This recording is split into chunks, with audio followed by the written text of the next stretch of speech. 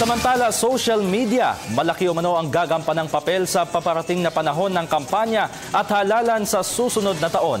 Ang ulat mula kay Sweden Velado. Maraming online videos na ang naging viral at hashtags ang nagtrend dahil sa malaking impluensya ng social media. 10 buwan bago ang Halalan 2016, kanya-kanyang gimmick na ang ilang mga individual at grupo sa pagpapakita ng suporta sa kanilang manok sa nalalapit na eleksyon. Isang pribadong grupo ang nagsimula lang sa paggawa ng Facebook para ipahayag at kumbinsihin ang kalihim ng Department of Justice na tumakbo bilang senador sa 2016. Na-envision lang namin dati isang maliit na kampanya, parang call lang, makita, kaya nga hashtag, kasi umasa kami na mag-trending lang siya sa social media and then makita ni ma'am na meron. Pero nag-ride on na lahat ng iba pang supporters and then nagkaroon na ng physical manifestation yung support namin.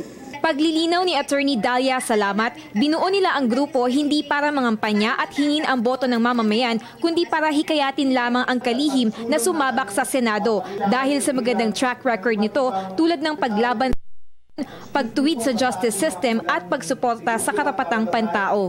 Panawagan lang namin is tumakbo siya. Hindi naman na kami nananawagan na iboto siya ng mga tao. Ang panawagan namin is siya tumakbo kasi yun pa lang yung gusto namin. Tumakbo siya as senator. Gusto namin magkaroon ng option pagdating ng halalan. Sa pamamagitan ng social media tulad ng Facebook, isang click lang sa like, agad nang naipahahayag ang pagsang-ayon sa issue o pagsuporta sa isang personalidad. Kaya naman maging responsable sa paggamit ng social media platforms, think before you click. Para sa Telebisyon ng Bayan, ako si Sweden Velado.